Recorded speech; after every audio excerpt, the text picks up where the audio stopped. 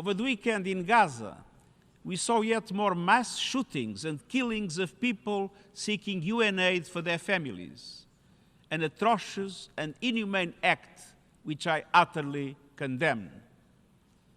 We need an immediate ceasefire in Gaza, the immediate release of all hostages, and unimpeded humanitarian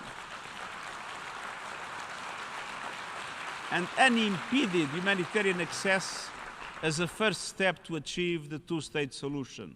The Secretary General is appalled by the accelerating breakdown of humanitarian conditions in Gaza, where the last lifelines keeping people alive are collapsing. He deplores the growing reports of children and adults suffering from malnutrition. The Secretary General strongly condemns the ongoing violence, including the shooting, the killing, and the injuring of people attempting to get food for their families.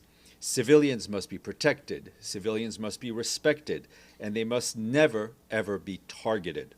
The population in Gaza remains gravely undersupplied with the basic necessities of life. Israel has the obligation to allow and facilitate by all means at its disposal the humanitarian relief provided by the United Nations and other humanitarian organizations. The Secretary General notes that the intensification of hostilities in recent days comes as the humanitarian system is being impeded, undermined, and endangered.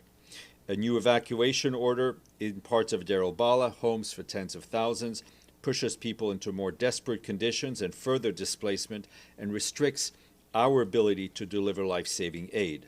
As I mentioned, UN staff is remaining in Deir al-Balah, and 2 UN guest houses have been impacted, despite the parties having been informed of the location of UN premises, which, as you well know, are inviolable.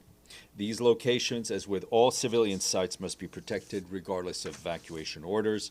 The Secretary General reiterates his urgent call for the protection of civilians, including humanitarian personnel, and the provision of essential resources to ensure their survival. He once again calls on the immediate and unconditional release of all hostages.